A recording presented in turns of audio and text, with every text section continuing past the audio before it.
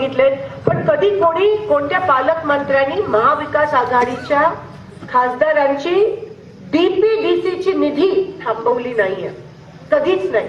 हे पहिल्यांदा झालं असेल की तिकडे ओमराजेंची, धैर्यशील दादांची आणि आता इथे माझी, आमच्या तिघांची डीपीडीसीची निधी थांबवली का? कारण महाविकास आघाडीच्या खासदाराच्या निधीमधून टक्केवारी मिळत नाही म्हणून। तुम्ही विचार करा किती खालच्या पातळीला जाऊन हे राजकारण करतात।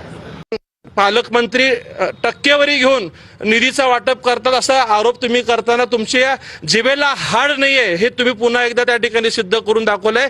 वास्तविक पाहता पालकमंत्र्यांच्या माध्यमातून सोलापूर शहरातील प्रत्येक तालुक्याला भरभरून निधी मिळालेला आहे। तुमचं सरकार असताना तुम्ही विरोधी पक्षाच्या लोकांना निधी दिलेला नाहीये, त्याचा तुम्ही खंडन किंवा खुलासा करू शकलेला नाहीयेत आणि उठसूट फक्त तुम्हाला निधी तुमच्या लेटर पॅड वरती दिलेल्या पत्राला निधी मिळत नसल्याचं दुःख तुमच्या मनामध्ये आहे आणि तो राग